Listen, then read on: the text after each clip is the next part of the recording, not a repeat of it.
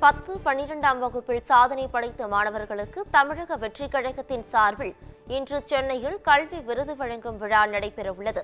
செங்கல்பட்டு மாவட்டம் மாமல்லபுரத்தில் உள்ள தனியார் நட்சத்திர விடுதியில் நடைபெறும் விழாவில் தமிழக வெற்றிக் கழக தலைவர் விஜய் 10ஆம் வகுப்பு மற்றும் 12ஆம் வகுப்பில் தேர்ச்சி பெற்ற நல்ல மதிப்பெண்கள் பெற்ற மாணவர்களுக்கு தங்க நாணயம், கல்வி ஊக்கத்தொகை மற்றும் சான்றிதழ்கள் வழங்கி கௌரவிக்க உள்ளார்.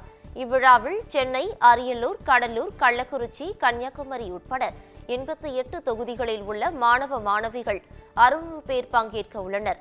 விழாவிற்கு வரும் மாணவ மாணவிகள் மற்றும் பெற்றோர்களுக்கு தனி அடையாள அட்டைகள் வழங்கப்பட்டு அரங்கிற்குள் செல்போன், பேப்பர், பேனா மற்றும் இதர பொருட்கள் கொண்டுவர அனுமதி மறுக்கப்பட்டுள்ளது.